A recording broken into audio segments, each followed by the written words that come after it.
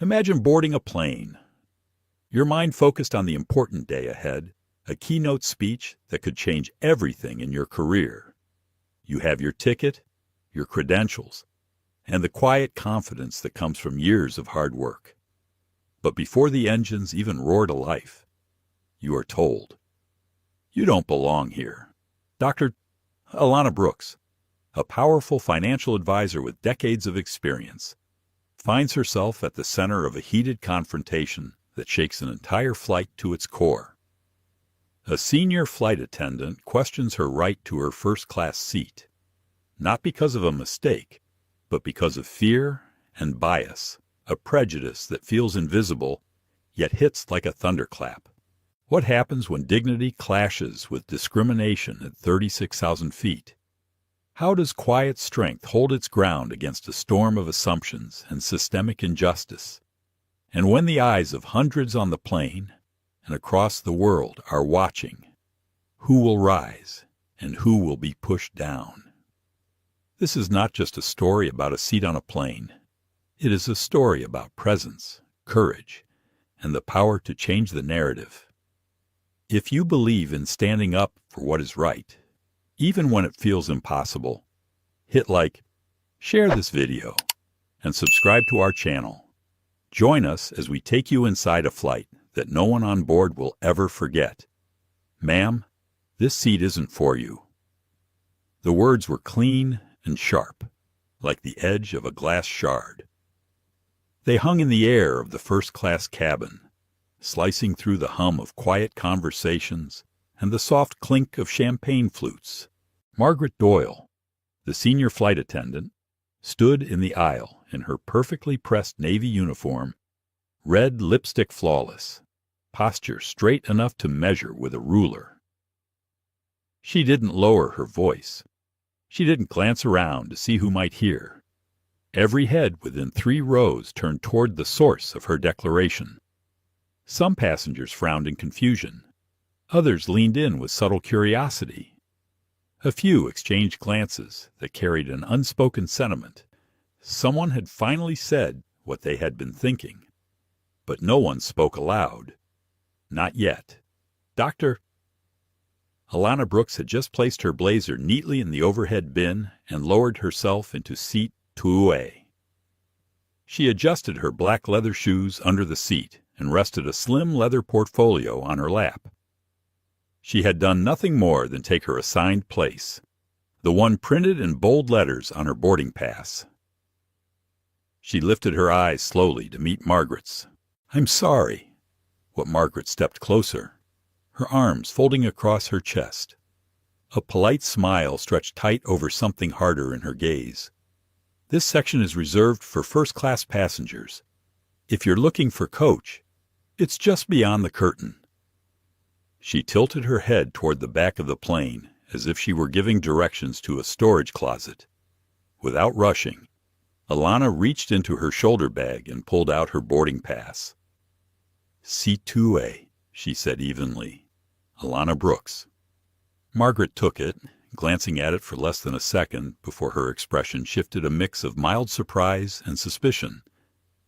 "Interesting," she said under her breath. "We've had a few incidents lately. People sitting in seats they didn't pay for.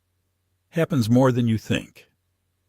From the aisle seat in 1A, a man with a mane of silver hair and a tailored Navy suit lowered his coffee cup. His name was Harold Whitman, though Alana didn't know that yet. He was in his mid-50s, with the crisp demeanor of a man who expected the world to work around him. "If she's in 2A, Harold said, speaking to Margaret but locking his gaze on Alana, "I'd like to be moved. I don't feel comfortable falling asleep with my briefcase on the floor. Not after what happened to me a few months ago." Margaret nodded briskly. "Understood, Mr. Whitman. I'll see what I can arrange." Alana turned her head toward him. "And what exactly happened a few months ago?" Her voice wasn't sharp, but it was steady. "Flight to Phoenix." Harold replied without hesitation. "Young man sat next to me. Fell asleep. Woke up without my Rolex and my wallet. and he looked a lot like you." The words landed like a dull thud. Alana took a slow breath. "I'm sorry that happened to you," she said, "but I'm not your memory, and I'm not your thief." Margaret stepped between them quickly. "All right, let's not escalate. Dr. Brooks, if you wouldn't mind moving back a few rows, we can de-escalate this situation." Alana blinked once, then again. "No," she said clearly. "I would mind. I paid for this seat. You have my boarding pass. My name is confirmed. I'm staying right here." Margaret's smile thinned. "I'm asking you to cooperate, ma'am." "And I'm asking you," Alana replied, "to treat me like a paying customer, not a suspect." The cabin fell into complete silence. Passengers shifted just enough to watch without appearing to watch. From seat 3B, a young woman with dark hair pulled into a bun adjusted her phone in her lap. Sophie Tran was a travel blogger with a loyal online following and an instinct for moments that mattered. She recognized this one. Her camera was rolling before she had time to think about it. Margaret turned toward the junior flight attendant standing near the galley. "Clara, please call for ground security to meet us at the gate." Clara Ruiz glanced down at the manifest in her hands, then back at Alana. "Ma'am," she said softly, "Dr. Brooks is listed right here in 2A. Seat confirmed. No upgrade. No mistake." Margaret didn't bother looking. "Thank you. Clara, I asked you to call security, not read the manifest." Her tone was clipped, professional, and ice cold. Alana turned toward the window. Outside, she could see the jet bridge still connected, ground crew moving about, the slow, deliberate preparations of a flight scheduled to leave in under 20 minutes. But inside, she could feel the weight of something heavier than the luggage in the overhead bins. She turned back to Margaret. "I'm not leaving this seat," she said, her voice level. "If you choose to remove me, you'll be doing it publicly, on record, and at the expense of your company's integrity." Margaret's jaw tightened. Harold sipped his coffee with a show of patience, muttering something about patterns and common sense. Clara's eyes darted between them. Sophie's phone kept recording. The jet bridge remained in place. The engines were silent. And for a long, tense moment, the only thing moving in the first-class cabin was the unspoken calculation happening in everyone's head, the question of how far this would go and who, in the end, would stand their ground. Margaret did not move. She stood in the narrow aisle like a locked gate. The curve of her lips said customer service, but her eyes said, "This is not up for debate." "Dr." Alana Brooks kept her hands folded in her lap. She could feel every gaze in the cabin resting on her, weighing her, waiting to see if she would stand. She would not. Margaret exhaled through her nose. "Dr. Brooks," she began again, "this is not about you personally. It is about keeping the cabin comfortable for all our passengers." Alana tilted her head just slightly. Comfortable for whom Margaret's expression did not change. "For the people seated here, I am seated here," Alana said evenly. "In 1A. Harold Whitman shifted his weight. "It is about avoiding unnecessary problems," he said, leaning back in his seat as though that gave him the right to speak for the whole cabin. "I travel this route every month. I know when something feels off." Alana turned her gaze to him, her voice still low. "Do I feel off to you, Mr. Whitman, or do I just look familiar to someone you do not trust?" Harold's mouth tightened. "I am not accusing you.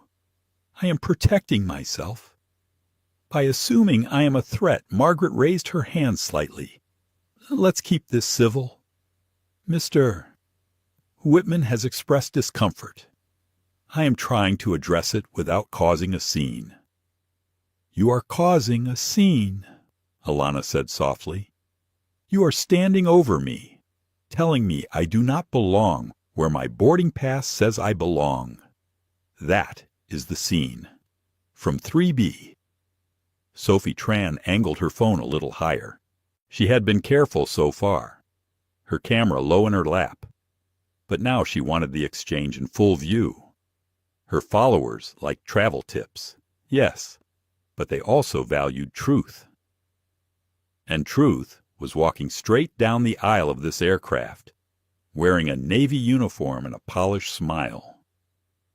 Clara Ruiz stood near the galley door, eyes darting between the manifest in her hand and Margaret's stiff frame.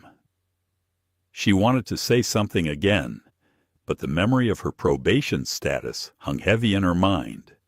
One wrong step, and she could lose a job she had fought hard to get. Margaret turned toward Clara.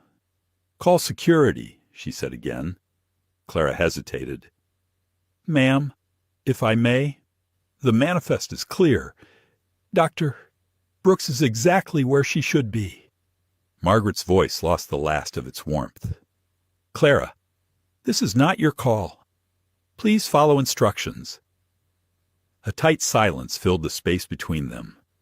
Alana watched Clara's throat move as she swallowed, the small tremor in her hand as she held the clipboard. She saw more than hesitation there. She saw conflict. Alana's mind flickered to 100 other rooms, 100 other moments where she had been here before. Not this exact cabin, not this exact uniform in front of her, but the posture, the implication, the subtle public stripping of credibility. She knew that well. She remembered a conference years ago where she had been told she could not enter the VIP lounge until her boss arrived, only for the staff to realize she was the keynote speaker. She remembered a boardroom in London where a senior partner had handed her his coat without looking up, assuming she was there to serve coffee. And now here, on a plane she had paid to fly in peace, the same story was unfolding with different scenery. She breathed once, slowly, through her nose. She would not raise her voice. She would not give anyone the excuse to call her agitated or hostile. Margaret leaned in a little closer, lowering her voice just enough for the front rows to hear but not the whole cabin. "If you cooperate now, Dr. Brooks, we can avoid delays for everyone." Alana met her eyes. "If I cooperate now, I tell every person watching that it is acceptable to be pushed out of your place because someone else is uncomfortable with your presence. That is a delay I'm not willing to cause." Harold sighed loudly. "A performance of frustration. This is ridiculous. We are going to be late because of this." Alana turned her head just enough to look at him. "We are already late, Mr. Whitman. The moment you decided my existence here was a problem, we were late." Sophie's phone captured every word. Her followers, seeing the feed in real time, began flooding her stream with comments. Some were angry, some were stunned. Many were already tagging news outlets. Margaret straightened up.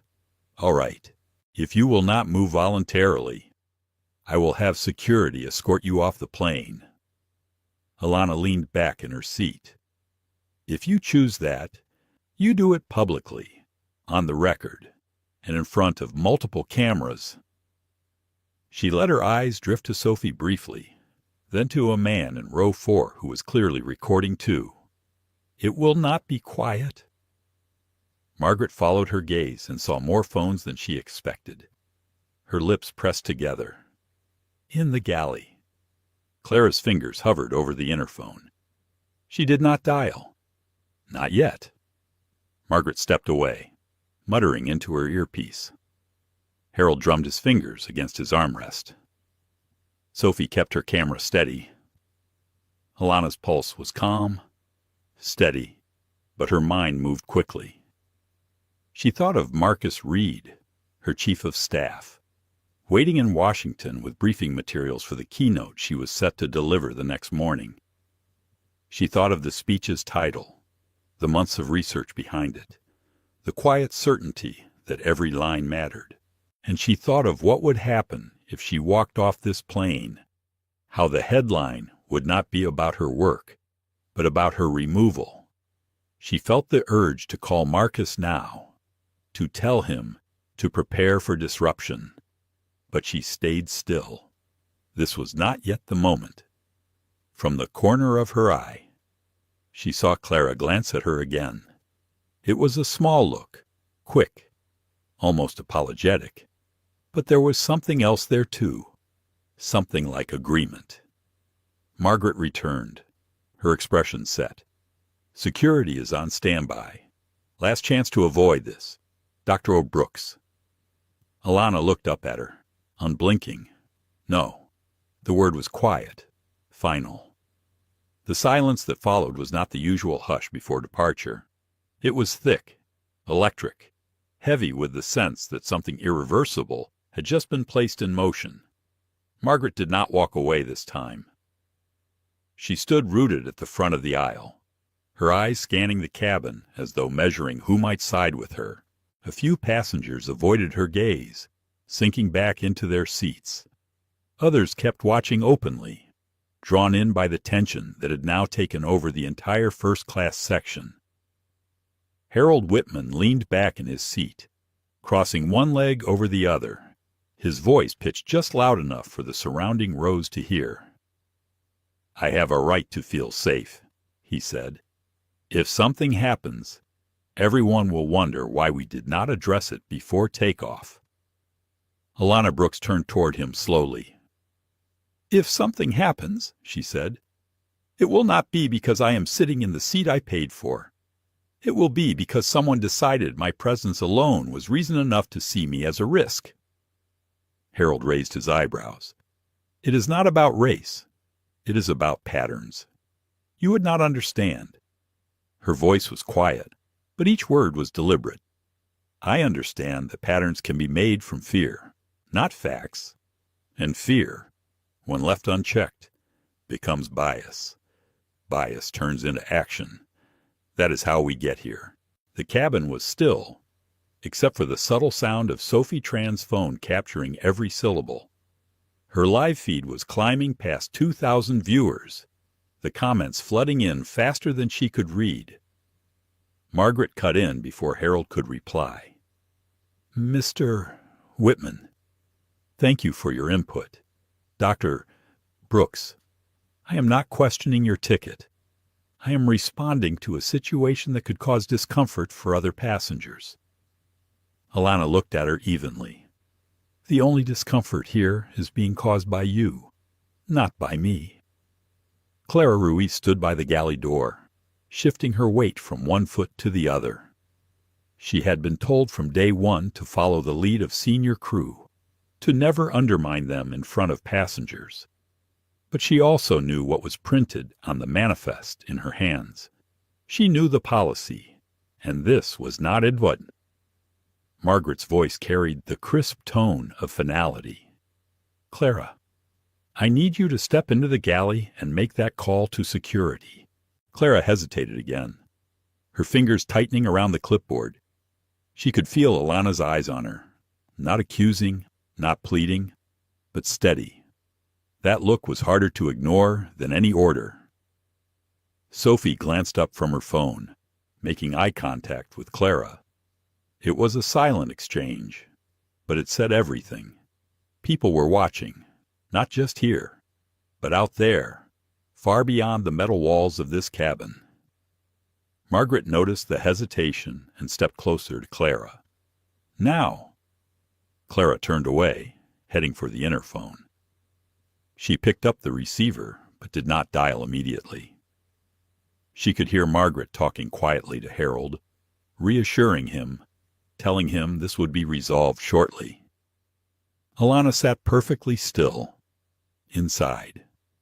Her thoughts moved quickly. Every instinct told her this was about more than a seat. She thought of the other passengers who might see this, the ones who might tell themselves it was none of their business. She thought of the time she herself had been a bystander, watching someone else's dignity be chipped away in public. She felt the weight of those moments pressing against her now. This time, she was the one in the center of it. From the back of first class, a man in row 4 leaned toward the aisle, clearly angling his phone for a better shot. Alana caught the movement in her peripheral vision. It was no longer just Sophie recording. At least 3 other phones were out now. Margaret returned from Harold's seat and stood over Alana again. "Security will meet us at the gate," she said, as if the decision had already been sealed. Alana's voice was even. "I am not moving." "Then you will be removed." Alana glanced at Sophie for the briefest second, then back to Margaret. "Then you will remove me in front of witnesses, in front of cameras, and in full view of your passengers. You will make this your story." Margaret's jaw tightened. She turned toward Clara. Status Clara replaced the receiver in its cradle. "I have not called yet." Margaret's head snapped toward her. "Why not?" Clara swallowed hard. "Because the manifest says Dr. Brooks is in the right seat. Because this is not a security issue." The air shifted. Margaret's shoulders stiffened, and a faint color rose in her cheeks. Harold spoke up again, clearly irritated. "Are we going to sit here all afternoon?" Alana did not look at him. She kept her focus on Margaret. "You can still choose to end this without making it worse." Margaret took a long breath, as if measuring her next move. Then she turned sharply and walked toward the cockpit. The cabin seemed to exhale with her departure. Sophie's viewers were now over 5,000, the comments flying in so fast they blurred together. Words like unbelievable, racial profiling, and stay strong scrolled across her screen. Clara took a small step toward Alana's seat. "Are you all right?" she asked quietly. Alana nodded once. "I have been through worse," she said, "but not often on planes." Clara gave a faint, almost nervous smile, then stepped back into position near the galley. Alana looked out the window. The jet bridge was still connected. The ground crew was still moving around slowly, their neon vests bright against the gray concrete. It was hard to believe that just minutes ago this had been an ordinary boarding process. Now the air felt heavy, charged, as if the entire plane was holding its breath. She heard Harold mutter something under his breath, but she did not turn toward him. She had already given him more attention than he deserved. Margaret's voice came faintly from the front, speaking into her intercom. The words were low, clipped, but the tone was unmistakable control, or the attempt to keep it. Sophie checked her phone. The number of viewers was climbing again. She adjusted her seat, angled the camera slightly, and whispered almost to herself, "They are not going to like how this ends." Alana heard her but kept her eyes on the tarmac outside. She knew something was coming. She did not know exactly what, but she was certain of one thing: she would not be the one to back down. Margaret returned from the front of the cabin with a new edge in her step. Her shoes struck the carpet in clipped rhythms. Her chin lifted just high enough to signal she was back in control. The hum of the air system seemed louder now, filling the silence she brought with her. She stopped beside seat 2A. "Dr. Brooks," she said, her tone formal, "I am giving you one final opportunity to move to another seat before security boards this aircraft." Alana Brooks did not move. She sat with her back straight, her hands resting lightly on her knees. Her voice was calm when she answered. "No." Margaret's eyes narrowed. "If you refuse, you will be escorted off the plane." Alana's gaze was steady. "If I were someone else, Someone who looked different from me. Would you still be making this threat? Margaret's lips pressed together. She did not answer. From 1A, Harold Whitman let out a sharp exhale. You keep turning this into something it is not. It is about caution, not race. Alana finally turned to him. Caution rooted in fact keeps people safe. Caution rooted in fear only repeats injustice. Harold looked away, shifting in his seat. Margaret cut in quickly. This conversation is over. Clara, call for security. Clara Ruiz stood frozen near the galley, manifest still in hand. Ma'am, the paperwork shows Clara. Margaret interrupted sharply. Follow the order. Clara hesitated. Her fingers tapped against the clipboard. She could feel her heart picking up. She could see Sophie Tran in 3B. Her phone held at a careful angle, streaming every second. She knew thousands of people were watching. That thought made her voice firmer than she expected. With respect, removing her will caused more disruption than letting her stay. This is not a security threat. Margaret turned slowly toward her. The look she gave was one Clara had seen given to flight attendants who never came back for their next shift. That was not a request, she said. The air between them was tight. Clara swallowed and stepped back, but she did not make the call. Margaret refocused on Alana. You have put me in a position where I have no choice. You have a choice, Alana said softly. You just do not want to make the right one. From 3B. Sophie spoke up for the first time, her voice carrying across the cabin. Just to be clear, you are threatening to remove a passenger who has a valid first-class ticket because another passenger feels uncomfortable. Margaret turned toward her. It is more complicated than that. I think it is exactly as clear as that, Sophie replied. Harold shifted in his seat, clearly irritated. Are you recording me? I am recording this entire interaction, Sophie said, and so are several other passengers. She nodded toward row 4, where 2 more phones were visible. Margaret's posture stiffened. She scanned the cabin and saw that Sophie was telling the truth. More eyes, more lenses. The tension was no longer just between her and Alana. It was stretching into every row, pulling more people into its reach. Alana kept her voice low, but it carried in the silence. You can walk away from this with your dignity intact, Margaret, or you can turn it into something you cannot take back. Margaret's jaw worked, the muscles in her face tightening. I will not be lectured on how to do my job. I am not lecturing you, Alana replied. I am reminding you that your job includes treating every passenger with respect, not just the ones you are comfortable with. Clara took a step forward. Captain Price should be informed, she said quietly. Margaret whipped around. Did you call him? Clara met her gaze. He asked me to update him if the situation escalated. Margaret's face flushed. You had no authority to. But before she could finish, the cockpit door opened. Captain Leonard Price stepped out, his presence filling the narrow aisle with a calm weight that drew every eye in the cabin. He was tall, his salt and pepper hair cropped close, his uniform immaculate. His expression was neutral, but his eyes were clear and alert. He glanced at Margaret, then at Alana, then at Harold. I understand there is some confusion about a seating assignment, he said.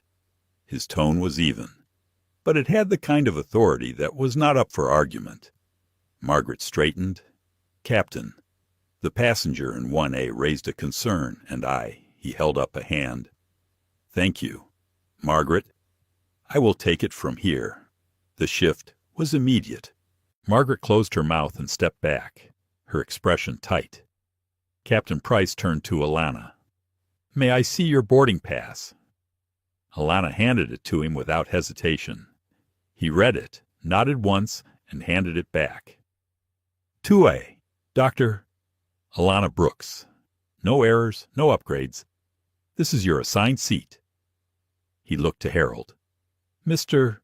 Whitman, I understand you are uncomfortable. Would you like to move to another seat? Harold blinked, as if the question itself was an insult. I have been sitting in 1A for 11 years. You are welcome to continue doing so, the captain said, but not at the expense of another passenger's dignity. The words landed in the air like a gavel. Sophie's viewers surged past 10,000. Comments poured in. Captain Price gave Alana a small nod. You are welcome to remain in your seat, Dr. Brooks, and you will not be disturbed again. Alana inclined her head. Thank you. He turned to Margaret. I would like a word in the galley.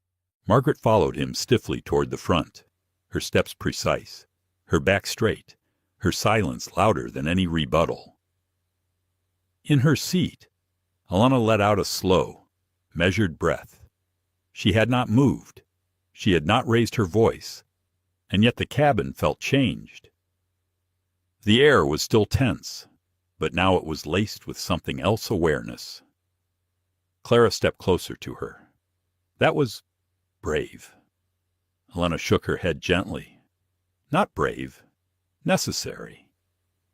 Captain Leonard Price's presence had settled the immediate storm, but the air inside the cabin was far from calm.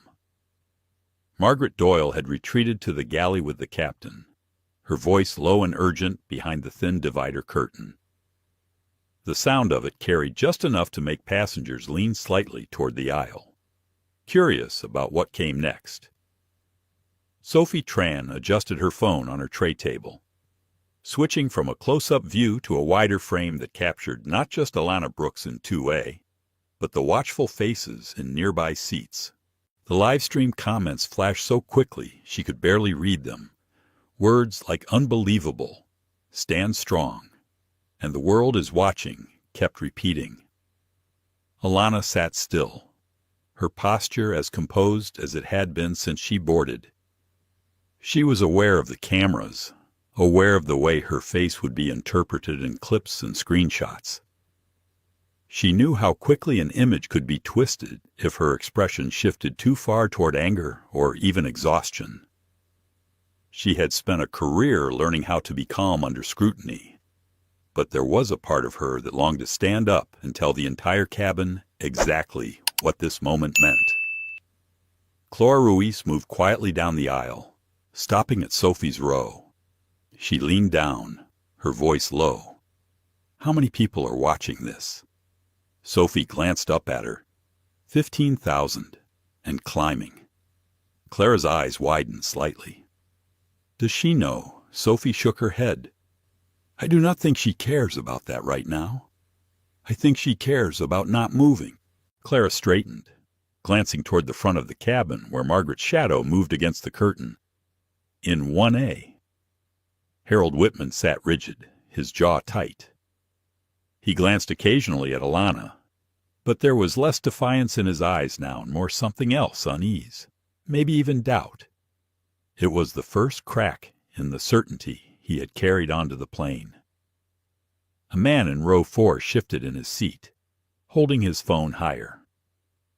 He caught Sophie's eye and gave a faint nod. She returned it.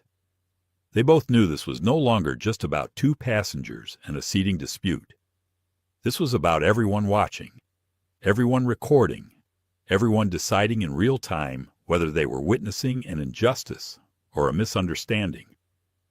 Alana looked out the window at the still-attached jet bridge. The delay was stretching, the minutes stacking one on top of another. She knew that every moment the plane sat still was costing the airline money. That alone would get corporate attention if it had not already. Her phone buzzed in her bag. She reached for it, shielding the screen from the aisle. The name Marcus Reed lit up. She answered in a low voice. Marcus, Alana. I have been watching Sophie Tran's stream. It is everywhere already. I have calls from 2 journalists asking for statements. I do not want this to become a circus." She said, "It already is. Corporate communications at the airline knows. I can escalate this to their executive relations team right now. Just say the word." "Not yet," she replied. "I want to see if they handle this the right way on their own. Alana."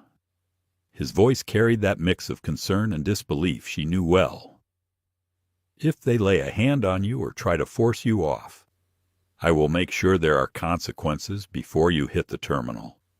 "I know you will," she said. "Let me hold my ground first."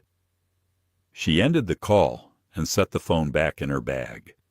Her pulse was steady. Her mind was clear. From the galley, the curtain moved and Captain Price stepped back into the aisle. Margaret followed him, her expression unreadable now. The captain addressed the cabin in a voice that carried without force. "Ladies and gentlemen, we are experiencing a short delay due to an onboard matter that is being resolved. We appreciate your patience." His eyes flicked briefly to Alana as he returned to the cockpit. It was a look that said the matter was not closed, but it was under his watch now. Margaret walked down the aisle, her gaze fixed ahead. She did not look at Alana.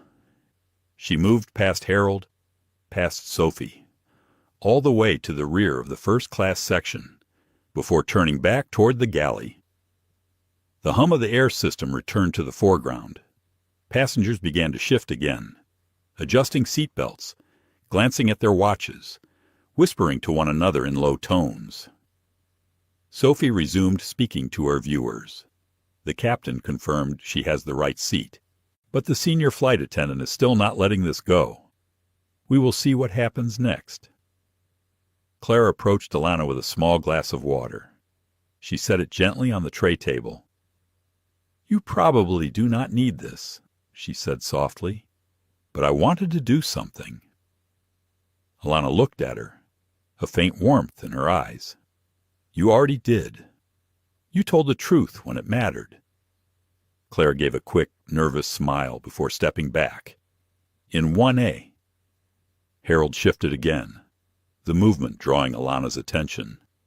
He glanced her way, then looked down at his hands. It was the smallest gesture, but she could feel something in him changing. Whether it was reflection or regret, she could not tell. The man in row 4 lowered his phone briefly, checking the battery. Another passenger in row 5 quietly took his place, holding up her device like a relay in a race. Alana knew she had become the center of a widening circle. Every person in that cabin was now a potential storyteller, and every camera was an unblinking witness. The weight of that reality was not lost on her. The minutes stretched further. Still no movement from the jet bridge. Still no sign of departure. The delay was becoming noticeable enough that passengers would begin asking questions when they landed. Questions that the airline could not answer with a simple operational delay. Sophie glanced at her phone. 21,000 viewers, she whispered. Alana heard her but kept her eyes forward. She was not here for an audience.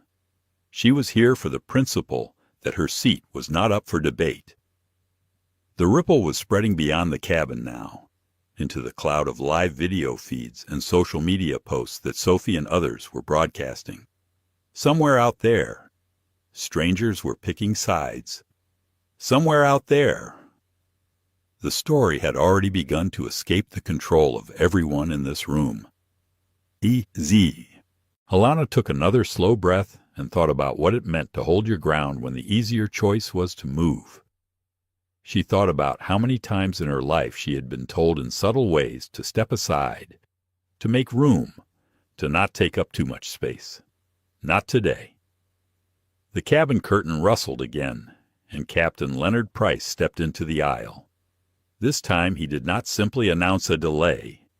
He walked with measured purpose, the kind that made even the most restless passengers sit a little straighter. His uniform was crisp, his stride calm, but there was a weight in his eyes that told everyone he had come to finish this. Margaret Doyle followed 2 steps behind him, her posture tight, lips pressed together in a line that had no trace of her earlier smile. She glanced quickly at Harold Whitman in 1A before fixing her gaze on the back of the captain's jacket. Captain Price stopped beside seat 2A. He lowered himself slightly so that he and Alana Brooks were eye level. His voice was low enough to sound private, but the silence in the cabin carried it to every ear. "Dr. Brooks, I understand there have been questions about your seat." "There have," Alana replied evenly. "May I see your boarding pass again?" She handed it to him without hesitation. He studied it for a moment, then nodded. "Seat 2A. Ticket confirmed. No changes. This is your assigned place." He turned to Harold. "Mr. Whitman, you expressed some concerns earlier. Would you prefer to move to another seat?" Harold shifted in his seat, clearly caught off guard. "I have flown in 1A for over a decade. It is where I sit." The captain's voice was steady. "You are welcome to continue doing so, but not at the expense of another passenger's rights. Discomfort alone is not a valid reason to request another passenger be moved."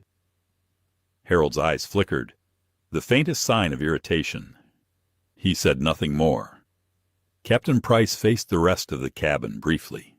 "Ladies and gentlemen, this flight will continue with all passengers seated in their assigned places. We appreciate your cooperation." He straightened and looked to Margaret. "May I speak with you in the galley?" Margaret hesitated, then followed him to the front. The curtain closed behind them, but their voices, low and urgent, hummed faintly through the thin barrier. A few passengers leaned slightly forward, trying to catch fragments. In 3B, Sophie Tran angled her phone back toward Alana. Her viewers had just passed 25,000. The live chat was scrolling too fast to follow. People commenting on the captain's composure, Margaret's expression, and Alana's stillness. Alana sat with her hands resting on her lap. Outwardly she was calm, but inside her thoughts moved quickly. She knew the captain's intervention was a turning point, but she also knew Margaret would not let go easily, the way Margaret had stood over her earlier, the way she had insisted even in the face of evidence that was not a mindset that shifted overnight. Claire Ruiz approached quietly, leaning toward Alana so only she could hear. "He is on your side," she whispered. "I could tell the moment he saw your ticket."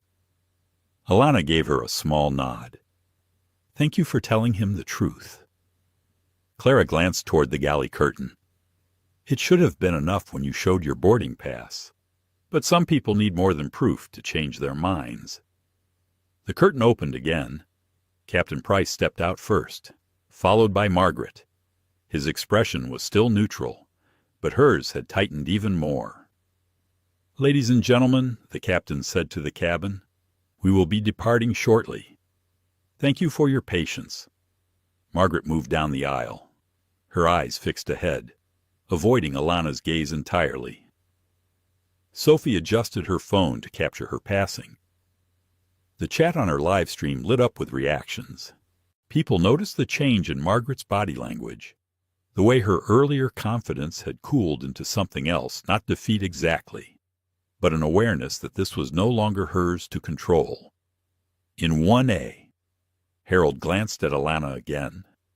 This time there was no hostility in his eyes, only a guarded curiosity.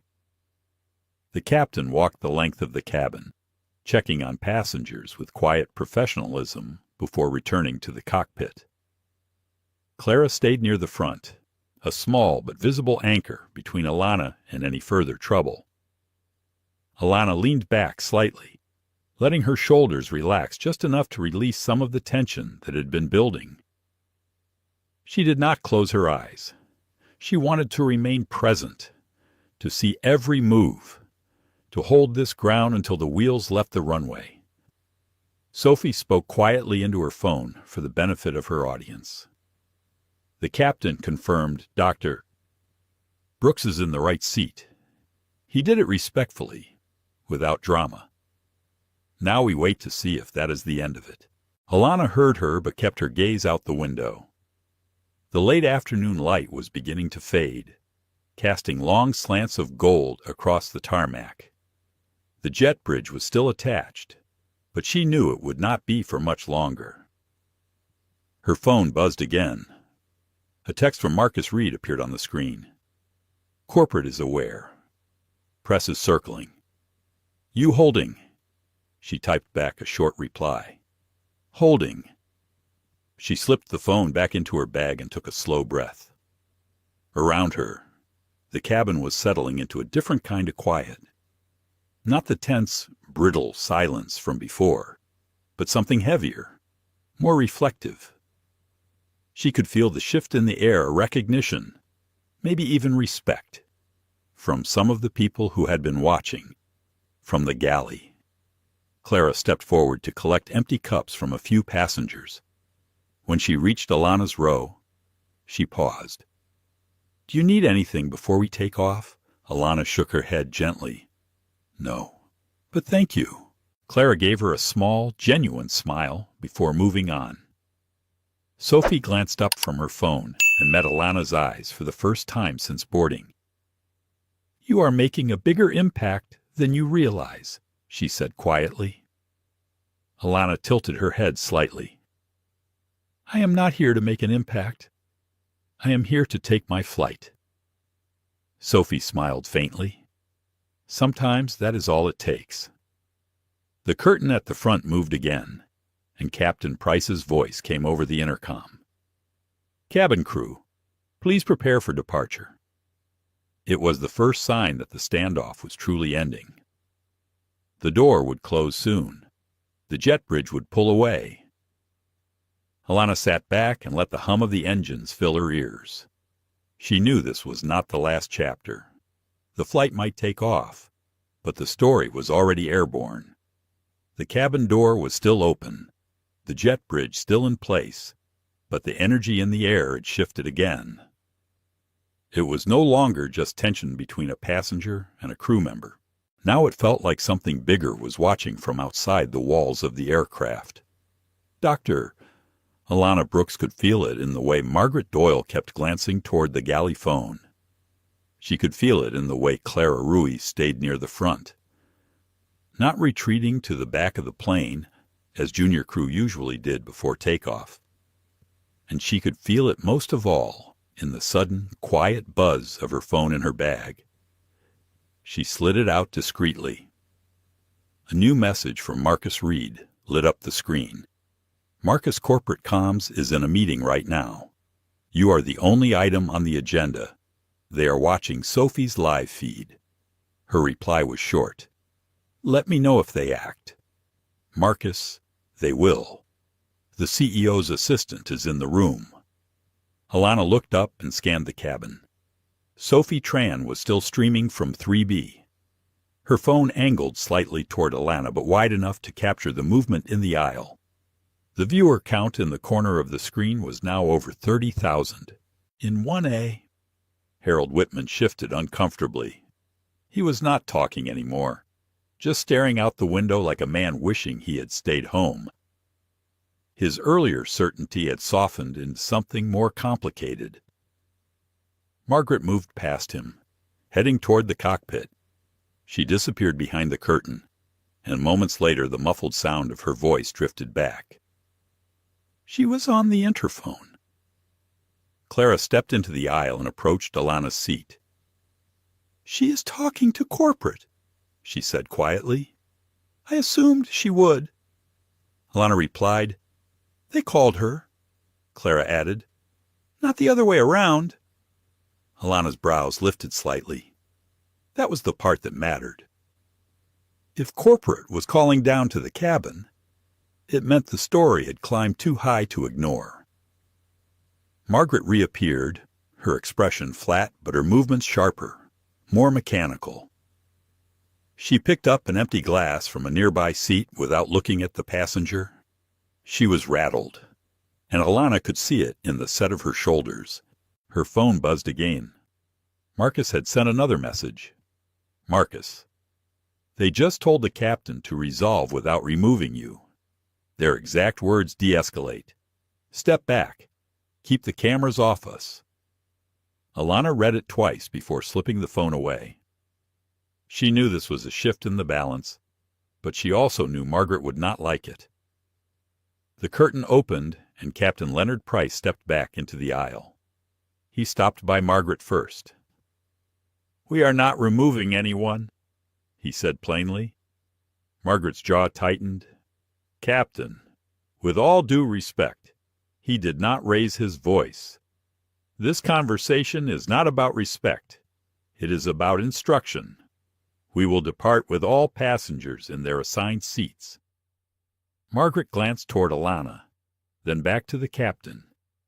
"She is not the only one being watched," she said quietly, almost like a warning. "I am aware," the captain replied, "which is why this ends here." Margaret said nothing more, but her silence was not agreement.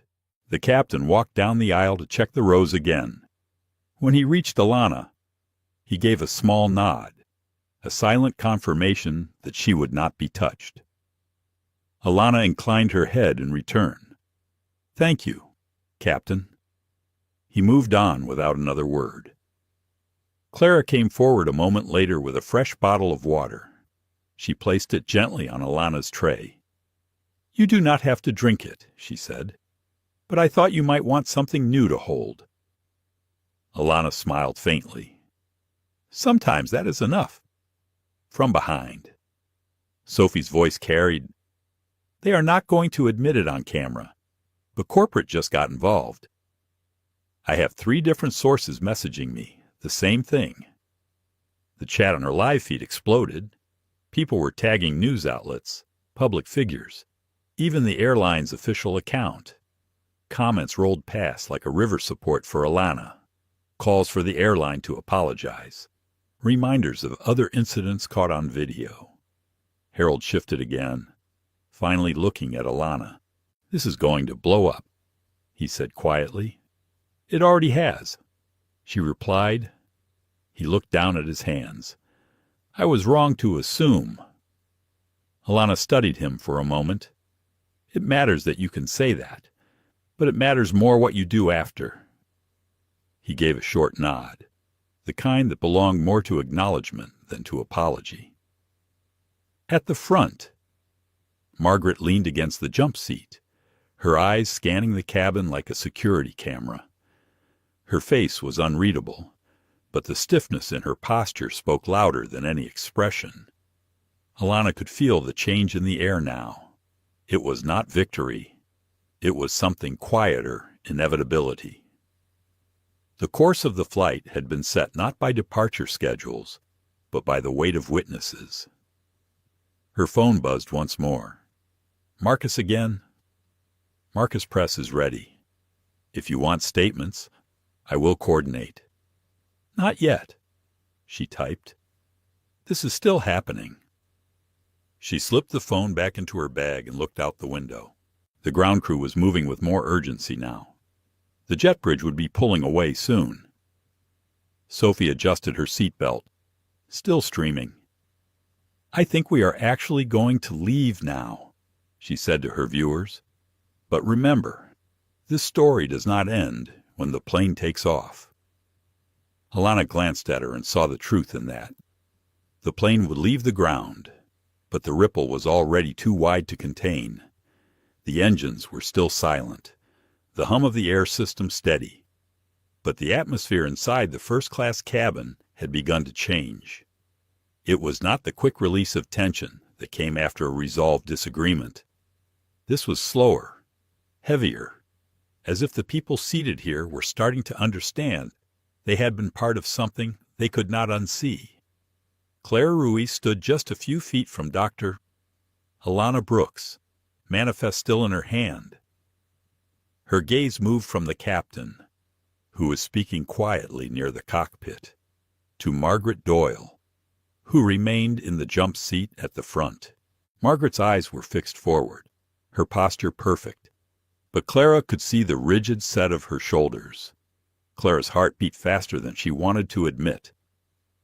She had promised herself when she took this job that she would follow procedure, keep her head down, and earn her place on the crew. Yet the longer she stood here, the more that promise felt like it had been written for someone else. She looked at Alana again. The woman had not raised her voice, had not moved from her seat, and yet the balance of this entire cabin had shifted around her. Sophie Tran's camera captured the moment when Clara took a small step forward, breaking the invisible line that separated her from the passengers. She crouched slightly beside Alana's seat so her voice would not carry. "I am not going to pretend I have seen something like this before," she said quietly. "But I know what is happening here is wrong." Alana met her eyes. "Knowing it is wrong is the first step." She replied, "Speaking it is the second." Clara hesitated for only a heartbeat. Then she straightened, turned toward Margaret, and said clearly enough for the nearby rows to hear. Removing her would be the real disruption, not letting her stay. Margaret's head turned sharply, her eyes narrowing. "Ruiz, that is not your call. With respect, it is my call if it concerns the safety and order of the cabin," Clara said, her voice steady.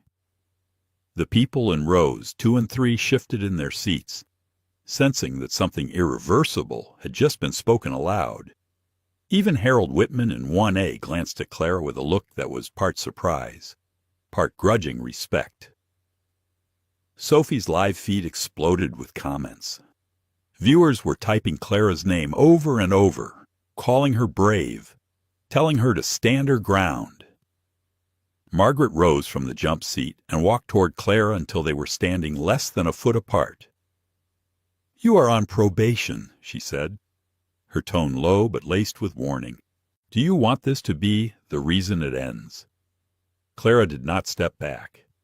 "I want this flight to leave without removing a woman who has done nothing wrong." The silence that followed was the kind that crackles in the air before a storm. Captain Leonard Price stepped into the aisle before Margaret could respond. "Everything all right here." His voice was calm, but there was no mistaking the weight in it. Margaret straightened. "I was reminding Ruiz of her position."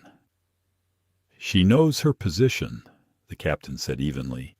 "She also knows the policy. And the policy says a confirmed passenger remains in their seat unless there is a valid security concern." Margaret pressed her lips together, then gave a short nod. The captain turned to Clara.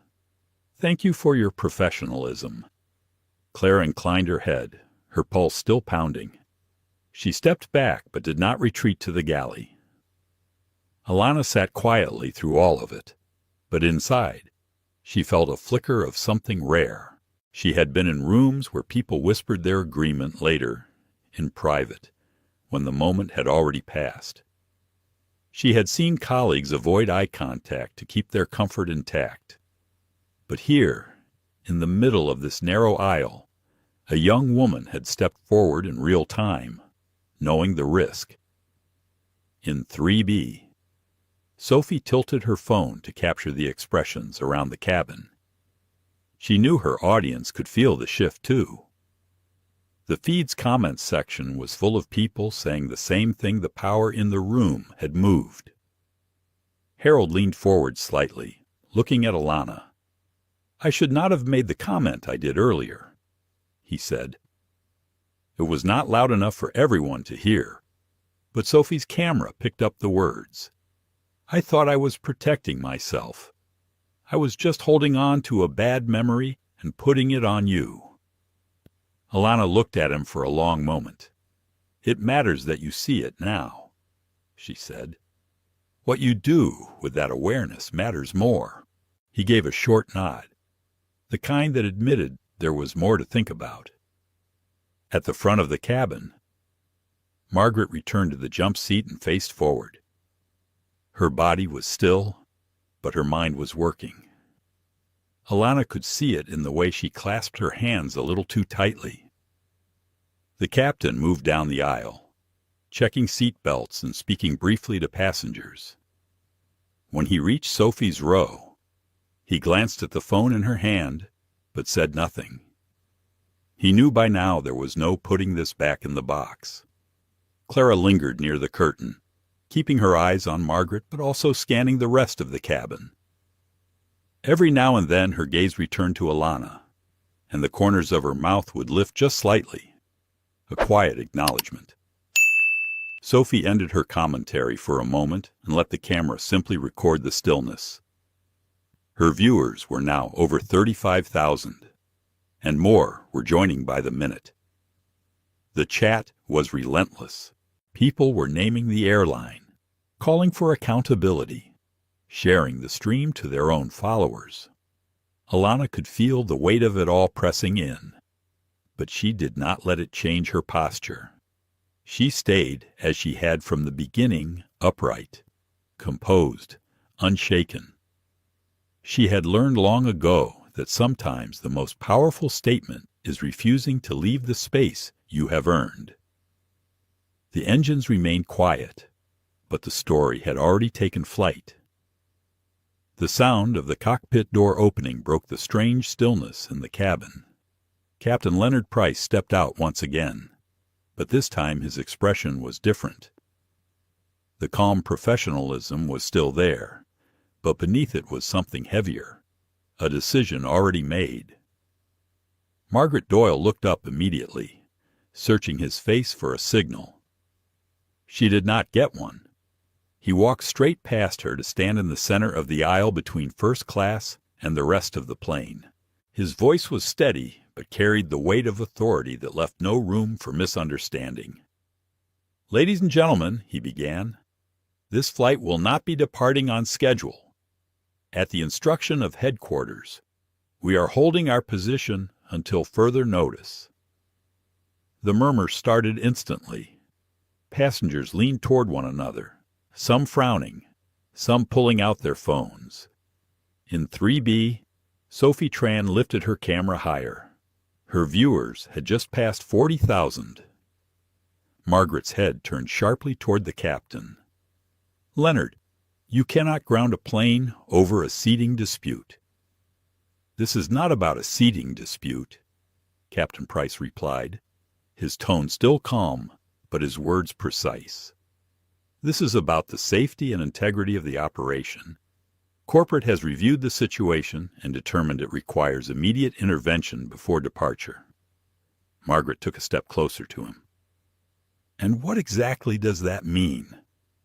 "It means," he said, meeting her eyes, "that they are watching, and they want this flight to remain at the gate until they say otherwise." A ripple of surprise moved through the cabin. Passengers who had been silent until now began whispering to each other. Some sounded frustrated, others curious. Harold Whitman in 1A shifted uncomfortably, then looked at Alana Brooks. "This is because of what happened, isn't it?" he asked quietly. Alana did not flinch. "This is because what happened was seen," she answered. Clara Ruiz stood near the galley, her hands clasped in front of her. She looked between the captain and Alana, knowing this was a moment neither of them could control any more. This was bigger than one cabin, bigger than one flight. Sophie's voice carried softly from her seat as she narrated for her audience. "The captain just announced the plane is being held. They are not saying how long. My viewers are telling me the airline's name is already trending." Margaret's eyes darted toward Sophie, but she said nothing. Alana kept her posture straight, her breathing slow. Inside, she felt the familiar current of control moving away from individuals and toward the system itself. Marcus Reed had once called it the tipping point, the moment when a personal experience becomes a public reckoning. Her phone vibrated. She slid it from her bag and glanced at the screen. Marcus Media is outside the terminal. They are waiting. The story is broken wide. She typed back one word. Understood. Captain Price moved closer to Alana's seat. Dr. Brooks, you should be aware that headquarters has asked me to keep the cabin stable while they address the matter directly. Stable is good, she said quietly. It is overdue. The captain gave the smallest nod before stepping away. Margaret was clearly struggling to keep her composure. She walked briskly to the galley phone, spoke into it for a moment, then replaced it with more force than necessary. She scanned the cabin again, her gaze lingering on Alana for just a second longer than it should have. Clara caught that look and felt her stomach tighten. She stepped a little closer to Alana's row, a subtle signal that did not need explanation. From her seat. Sophie turned the camera toward Margaret briefly, then back to Alana. People in my chat are saying they have seen this before, she murmured to her viewers. Not this exact situation, but the same pattern. Someone is told they do not belong, and then the truth comes out for everyone to see. The longer the plane sat still, the more the atmosphere shifted. The early irritation from some passengers began to fade into a quieter attentiveness. They were starting to realize they were not just delayed travelers. They were witnesses to something that would follow them long after this flight ended. Harold cleared his throat. Do you think they are going to make an example out of this? Alana turned her head toward him. They do not have to make one, she said. It is already here. In the back of the cabin, a voice called forward to ask if passengers could deplane if they wished. Captain Price stepped forward again to explain that anyone who wanted to leave could do so, but they would not be reboarded until the matter was resolved. Only a few people stood, and they did so slowly, their eyes flicking toward Alana as they passed. Sophie's feed caught every movement. She barely spoke now, letting the scene tell itself. Her chat was a blur of comments, people demanding policy changes, others sharing their own experiences, some even calling for a boycott of the airline. Alana sat with her hands resting lightly on the armrests, her gaze fixed on the aisle ahead. She had not asked for the plane to be grounded. She had not called for any public action. Yet she knew the decision would be read as hers in the eyes of many. She was prepared for that. Clara returned from the galley with a fresh pot of coffee, offering it to passengers who remained seated. When she reached Alana, she paused. You are not alone in this, she said softly. I know, Alana replied. That is why it matters. Margaret passed by again, her steps clipped, her face unreadable. If she felt the weight of corporate eyes on her now, she did not show it. But Alana saw the way her hands tightened briefly at her sides. The captain made another announcement. We have been instructed to hold for further communication from headquarters. I will update you as soon as possible. Thank you for your patience. He returned to the cockpit, leaving the cabin in a suspended quiet. Alana looked toward the window. The sky beyond the terminal glass was shifting from afternoon gold to the cooler tones of early evening. It was a reminder that time was passing, even if the plane was not. Her phone buzzed again. Marcus' decision coming soon. It will not be small. She placed the phone face down on the tray table and sat back. Whatever the decision was, she would meet it the same way she had met every moment so far, without moving from the seat that was hers. The cabin lights dimmed slightly as the sun dipped lower outside the terminal windows. The air inside felt thick, not from the temperature, but from the weight of waiting. Every sound seemed louder, the quiet hum of the ventilation, the soft clink of ice in a glass. the muted tapping of fingers against phone screens. "Doctor?" Alana Brooks kept her eyes forward. She knew from years of navigating political and corporate battles that the silence before a decision was never empty. It was the moment when power was being measured and lines were being drawn. The cockpit door opened again. Captain Leonard Price stepped out, his expression steady but his movements quicker than before. He was holding a folded slip of paper. He stopped beside Margaret Doyle, who was still in the jump seat, and handed it to her. She unfolded it, her eyes scanning the short printed message. Margaret's lips tightened. She glanced up at him. "They are serious about this." "They are," the captain replied. Margaret's voice dropped to almost a whisper. "You know what this will mean." "Yes," he said simply. Margaret stood and walked toward the galley phone. Her steps were sharp, each one a signal that she was not in agreement, but would follow the order. She pressed the receiver to her ear, speaking quietly to someone on the other end. Clara Ruiz watched her from a few feet away, trying to read her face. The captain moved down the aisle until he reached Alana's seat.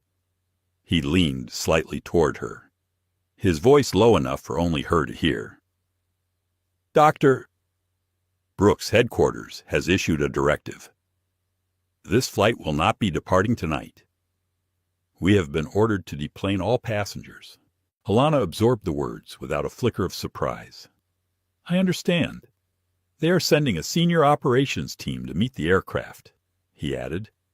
"Security will be here as well. Not to remove you, to escort you to a private area." Alana gave a small nod. "Thank you for telling me directly." From her seat in 3B, Sophie Tran was still streaming. She could not hear the captain's words, but she noticed the shift in his tone and the subtle movement of his body. Her chat was a flood of speculation. Viewers were convinced something big had just been decided. Margaret ended her phone call and stepped into the aisle. Her voice was professional but stiff. "Ladies and gentlemen, may I have your attention? Per instructions from our Corporate Operations Center, this flight will be canceled for tonight. Please collect your belongings. You will be met at the gate by airline staff for rebooking." The reaction was immediate. Some passengers groaned in frustration. Others began firing off texts or emails. A few simply sat frozen for a moment before reaching for their bags. Harold Whitman turned toward Alana. "They are doing this because of you," he said, his tone not accusatory, but almost curious. Alana met his gaze. "They are doing this because of what happened, and because people are watching." Clara approached Alana's seat as passengers began to rise. "I can help you with your bag," she offered. "I have it," Alana replied, lifting her carry-on from under the seat. Margaret moved briskly through the aisle, directing passengers toward the exit. She avoided making eye contact with Alana, but the tension in her movements betrayed her awareness that this moment would not fade quietly.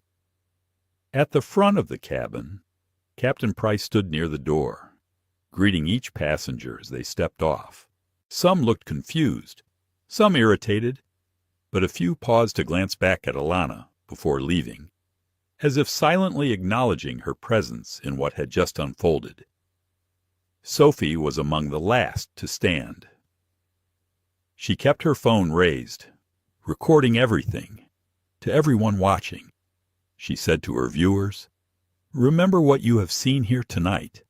This is why we record. This is why we speak up." Clara stayed close to Alana as they moved toward the door. The jet bridge beyond was lit with the yellow glow of overhead lights. At the far end, Alana could see a small group waiting, 2 men in dark suits with airline badges, a woman in a navy blazer, and 2 uniformed security officers. Marcus Reed's voice came through her phone via a quick message. "Operations team is ready. Press is at the concourse. Do you want coverage? Not yet, she typed back. As she stepped onto the jet bridge, the murmurs of other passengers faded behind her. The operations team leader, a tall man with a clipped tone, greeted her with a formal nod. Dr. Brooks, we have a private lounge prepared. You will be escorted there now.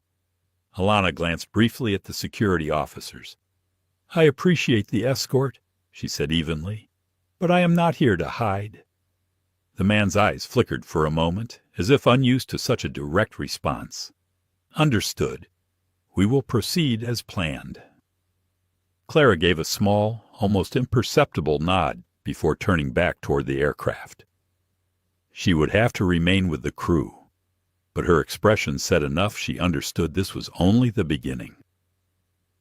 As Alana walked down the concourse with the operations team, she could hear the faint echo of footsteps and the distant murmur of voices. She knew some of them belonged to reporters. Marcus would be managing that part, ensuring the first words spoken publicly came on her terms. When they reached the private lounge, the door closed softly behind her. The room was quiet, furnished in muted tones, with a large window overlooking the tarmac. She set her bag down and stood for a moment, watching the plane that had carried so much weight tonight sit motionless under the floodlights. Her phone buzzed again. Marcus Media window in 20 minutes if you are ready. She took a slow breath. Ready. Outside the glass. Ground crew moved around the aircraft, their reflective vests catching the light. It was strange, she thought, how a single sequence of choices inside that cabin had now halted an entire operation. She knew this was not the end. It was the threshold. The real confrontation was about to begin, and it would not take place in the narrow aisle of a first-class cabin, but in rooms where decisions shaped futures. The door to the private lounge opened quietly, and Dr. Alana Brooks stepped inside with Marcus Reed at her side. The room was softly lit, a sharp contrast to the harsh floodlights illuminating the tarmac outside. Reporters were already waiting, their cameras pointed and microphones poised, ready for the story that had captured a nation's attention. Alana took a slow breath, steadying herself. She knew this moment was inevitable, but that did not make it easier. Years of careful preparation and composure had led here to a room full of questions and a spotlight that she had never sought but now fully owned. Marcus gave her a small nod of encouragement. You ready?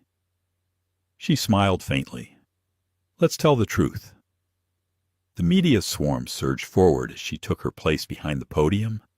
The flashing lights were overwhelming, but her voice was calm and clear as she addressed the crowd. Good evening. My name is Dr. Alana Brooks. I am here to share my experience on Flight 682 and to speak on behalf of all those who have been made to feel they do not belong simply because of who they are. She paused, letting the words sink in. Cameras clicked rapidly. Microphones leaned closer. This incident was not about a seat. It was about dignity, respect, and the right to exist without fear of discrimination. I was removed from my rightful seat, not because of any mistake or misconduct, but because of bias that persists even in places where it should have no place. Questions came quickly, voices overlapping. Alana answered with the same measured calm, explaining the sequence of events, the confrontation with the senior flight attendant, and the intervention of Captain Leonard Price. She spoke of the growing importance of witness and accountability in an age where technology captures moments that would otherwise be ignored. She praised Clara Ruiz, the junior flight attendant who had shown courage by standing up quietly in the cabin, and acknowledged the role of Sophie Tran's livestream in bringing light to the situation. When asked about her next steps, Alana was clear. This is not just about one flight. It is about systemic change. I will be working with the airline and advocacy groups to ensure this does not happen to anyone else." The press conference stretched on, but Alana's voice never wavered. Behind the cameras, Marcus managed the flow, ensuring key points were emphasized and the narrative remained focused on dignity and justice. Meanwhile, across town, the airline's corporate offices were in chaos. Margaret Doyle was summoned to a meeting with human resources and legal counsel. The weight of the incident pressed heavily on her. She had been confident once, certain she was following protocol, but now the world had seen the confrontation unfold. Her superiors questioned her actions and decisions, pushing for explanations about why she had escalated the situation despite clear evidence of the passenger's right to her seat. Margaret's responses were measured but defensive. She insisted she acted out of concern for safety and order, but it was clear her position was tenuous. Internal investigations had begun, and her future with the airline was uncertain. Back at the airport lounge, Sophie Tran's livestream had reached over 1 million views. Clips from the flight were shared across social media platforms, sparking widespread discussion about race, power, and the airline industry's culture. Support poured in for Dr. Brooks from all corners: civil rights leaders, politicians, everyday people who had experienced similar moments of exclusion and injustice. Hashtags calling for reform trended nationally. Alana read the messages quietly, her heart swelling with a mixture of exhaustion and hope. She had not asked to become a symbol, but she understood the responsibility that came with the visibility. As the night deepened, Marcus leaned in close. "You've started something important." Alana looked up, her eyes reflecting both fatigue and fierce determination. "It's just the beginning." The early morning light filtered softly through the floor-to-ceiling windows of the conference hall where Dr. Alana Brooks prepared to deliver her keynote speech. The atmosphere buzzed with anticipation. But beneath the excitement was something deeper, a quiet undercurrent of change sparked by events that had unfolded just days before on Flight 682. Alana adjusted the lapel of her blazer and took a steadying breath. She had rehearsed this moment countless times in her mind, but nothing compared to standing here, knowing the weight of what she carried with her, not just her own story, but the stories of countless others who had ever been made to feel invisible, unworthy, or displaced. Her phone vibrated quietly on the podium. A message from Marcus read. "The airline just announced new anti-discrimination policies. You made them act." She allowed herself a small smile. The journey had been long and fraught with moments of doubt. But this was progress. The crowd quieted as she stepped to the microphone. Her voice was calm but unwavering, carrying through the room with clarity. "Thank you for welcoming me today. I stand before you not only as an advocate for financial reform, but as someone who has recently experienced firsthand the persistence of bias in places where it should never exist, in the skies above us." She paused, letting her words settle. "When I boarded Flight 682, I did so with the expectation that my ticket, my credentials, and my presence would be respected. Instead, I was challenged, questioned, and ultimately stood up for not just a seat, but my dignity." A ripple of understanding passed through the audience. "This experience taught me many things. It taught me about resilience, about the power of quiet strength, and about the importance of witnesses, those who see injustice and choose not to look away." Her gaze swept across the room, meeting eyes and hearts alike. "But it also taught me that change is not automatic. It requires action. It demands accountability. And it calls for the courage to sit firmly in the face of discomfort, to refuse to be moved when you belong."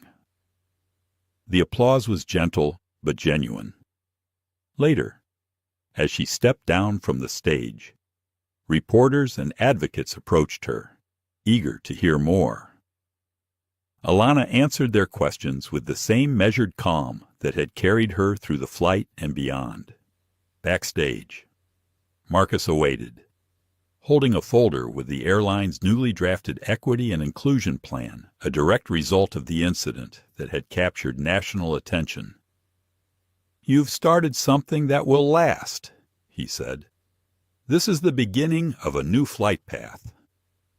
Outside, the city hummed with life, unaware that the skies had already shifted. Meanwhile, news reports circulated about Margaret Doyle's suspension, pending a full investigation into the incident. Airline executives issued public apologies, promising to review training and policies to prevent future occurrences in quieter moments. Alana reflected on the young flight attendant, Clara Ruiz, whose small act of courage had rippled out far beyond the cabin aisle. A message from Clara appeared on Alana's phone. "Thank you for showing me what it means to stand." Alana replied simply, "We stand together." Days later, Alana found herself seated once more on a plane, not in first class this time, but somewhere between the bustle of coach and the quiet of the cabin. She watched the clouds drift beneath her, fields of silence and possibility stretching endlessly. She thought of the flight, the confrontation, and the unyielding calm that had defined her response. It had not been loud. It had not been angry. It had simply been firm, a refusal to vanish. And sometimes, she knew, that was all it took. As the plane descended toward a new city and a new chapter, Alana closed her eyes briefly. She carried with her a truth as steady as the wings beneath her presence, is power, and power can change the world. "Doctor?" Alana Brooks didn't shout. She didn't cause a scene. She simply stayed seated firmly, calmly, and with a dignity that spoke louder than any words. Her refusal to be moved was not just a defense of a seat, but a powerful stand against the everyday discrimination so many face in silence. This story reminds us how deep bias can run and how courage can come in quiet forms. It calls us to reflect to see how presence alone can challenge systems built on exclusion, and how each one of us has a role to play in shaping a world where everyone belongs. Discrimination, no matter where it happens, whether at 36,000 feet in the sky or in the moments we meet every day, must be called out and changed. Alana's story is a beacon of hope, a call for respect, and a challenge to all of us to choose empathy over fear. If this story moved you, if it made you think or feel something real, please like this video, share it with someone who needs to hear it, and subscribe to our channel for more stories that shine light on truth and inspire change. Thank you for being part of this journey. Stay with us because the fight for justice and dignity continues, and together, our voices are stronger than ever.